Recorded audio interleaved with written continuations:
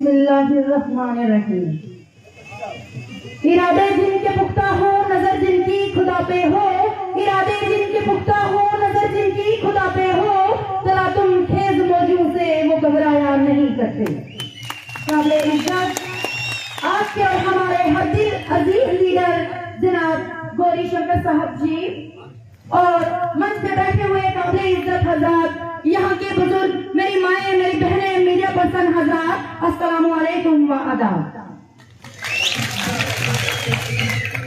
देश मेरा जल रहा है, आग लगी है सीने में। देश मेरा जल रहा है, आग लगी है सीने में।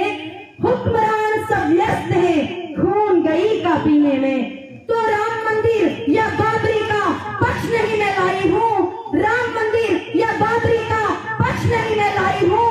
घायल भारत चीख रहा है, चीख सुनाने आई हूँ।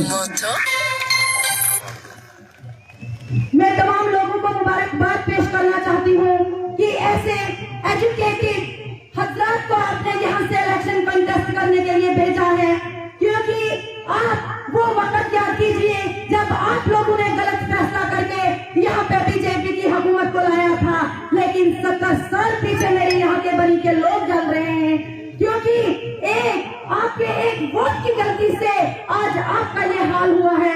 मैं आप तमाम हजरात से ये सवाल पूछना चाहती हूँ कि जिस वक्त आपको ये बोल के आपसे वोट आपकी सपोर्ट की गई थी कि हम 15 लाख नौकरियां देंगे, बताइए 15 लाख नौकरियां आपको मिली? बताइए जिस डेवलपमेंट की उन्होंने बात की थी वो डेवलपमेंट हुई?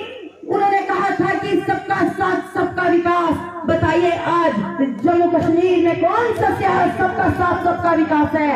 उसके बाद उन्होंने कहा था कि बेटी बचाओ बेटी पढ़ाओ। तो मैं यहाँ से प्रधानमंत्री जी से ये सवाल पूछना चाहती हूँ कि बताइए आज हमारी कौन सी बेटी पढ़ रही है? आज हमारी कौन सी बेटी सेफ है? अगर मैं आंगनवाड़ी वर्कर की बात करूं या फिर सोशल वर्कर, जितनी भी मेरी माएँ बहनें हैं जो बाजारों में काम करती हैं, जो गांव देहात में काम करती हैं, मैं यहाँ से प्रधानमंत्री को यह सवाल पूछना चाहती हूँ, बताओ जिस बेटी बचाओ बेटी पढ़ाओ का आपने नारा लगाया था, क्या हमारी बेटियां सेफ हैं? क्या हमारी माएँ बहनें सेफ हैं? अगर कोलकाता की तरफ नजर दौड़ाई जाए और वहाँ का देखा जाए तो मेरी तमाम माओ और बहनों से कहना चाहती हूँ जो सोशल मीडिया का इस्तेमाल नहीं करती, आप अपने भाइयों और बहनों से पूछिए कि कोलकाता में हमारी बेटी के साथ 9-12 दरिंदों ने ऐसा रेप किया और उसका मर्डर कर दिया। मैं यहाँ से सवाल पूछना चाहती हूँ कि बताइए हमारे साथ, हमारी माँ और बहनों के साथ ये क्या हो रहा है?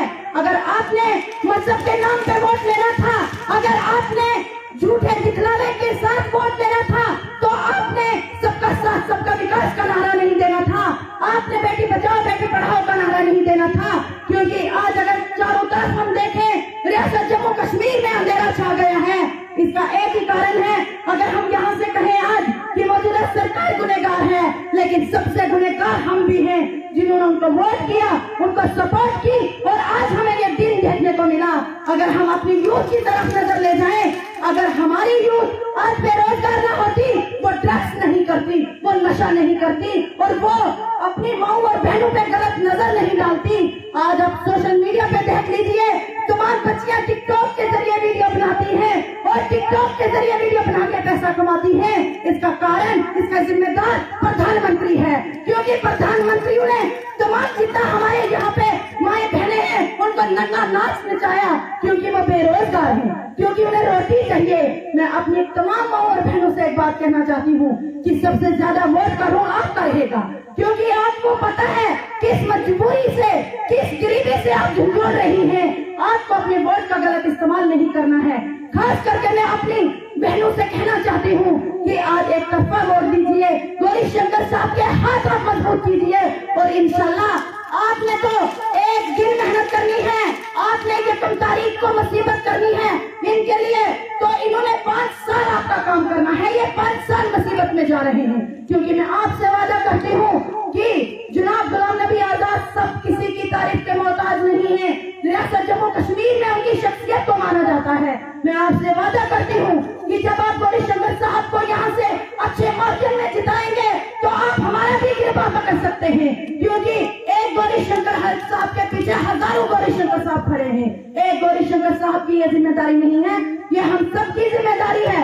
मैं अपनी माओ और बहनों से कहना चाहती हूँ, वो वक्त याद कीजिए जब आजाद साहब की हुकूमत होती थी और मेरी तमाम माएँ, मेरी बहनें अगर रात के 12 बजे भी बाजार जाती थी वो सिर्फ वापस आती थी। लेकिन आज मेरी माएँ बहनें दिन के 12 बजे भी अगर घर से निकलती है, लेकिन वो इस उम्मीद से नहीं जाती है कि शायद हम इज्जत से वापस आएंगे अपने माँ बाप के पास कि नहीं आएंगे, क्योंकि ऐसा अंधेरा छाया हुआ है। तो अगर मैं डोडा की बात करूं, यहाँ के तमाम हजरात शायद डोडा नहीं गए होंगे। वहाँ के बीजेपी के जो कैंडिडेट हैं वो क्या बात बोलते हैं अपने स्टेज से और अपने मंचों से, कहते हैं कि यहाँ पे डेवलपमेंट की लड़ाई नहीं है, यहाँ पे बेरोजगारी की लड़ाई नहीं है, यहाँ पे लैंड गारंटी की लड़ाई नहीं है, यहाँ पे अगर लड़ाई है तो वो हिंदू मुसलमान की लड़ाई है। अरे शेर कहती हूँ मैं ऐसी पॉलिटिक्स पे जो ये मुद्दे लेके आज हमारी पब्लिक के सामने इलेक्शन कॉन्टेस्ट करने जा रहे हैं। मैं उन्हें यहाँ से कहना चाहती हूँ कि अगर हिंदू दिल है तो धड़कन मुसलमान होगा, अगर हिंदू दिल है तो धड़कन मुसलमान होगा। जब हम दोनों साथ चलेंगे तो मजबूत हिंदुस्तान होगा। क्योंकि हमें पॉलिटिक्स करनी है, हमें राजनीति करनी है, हमें ऐसी राजनीति नहीं करनी है जिससे हमारे भाईचारे में फर्क आए, जिससे हमारी तमाम कौमें बढ़ जाए। क्योंकि जब हम जम्मू कश्मीर के लोग एक होके मुत्तहिद होके ऐसे कैंडिडेट को चुनेंगे तो इंशाअल्लाह रहमान हम सारे हिंदू मुस्लिम भाई अमन से रहेंगे, तरक्की होगी हमारे मुल्क में। अगर हम नफरतें बांटेंगे तो हम कुछ नहीं कर पाएंगे। लास्ट में मैं आप लोगों से एक शेर कह के रुखसत हो जाना चाहूंगी। या खुदा मेरे मुल्क को ऐसा निजाम दे, या खुदा मेरे मुल्क को ऐसा निजाम दे, मुल्ला बजाए घंटी तो पंडित अजान दे। या खुदा मेरे मुल्क को ऐसा निजाम दे, मुल्ला बजाए घंटी तो पंडित अजान दे।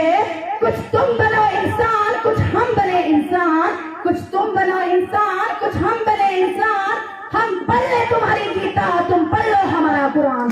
अरे भाइयों समझ जाओ नफरत का ये बयान, बचा लो इस गंदी सरकार से ये प्यारा हिंदुस्तान। लास्ट में मैं ये कह के रुखसत हो जाना चाहूंगी कि कुरान पाक को और गीता को कभी लड़ते नहीं देखा, कुरान पाक को और गीता को कभी लड़ते नहीं देखा, जो इन पे लड़ते हैं उनको कभी पढ़ते नहीं देखा। बहुत बहुत शुक्रिया। खुदा हाफिज़।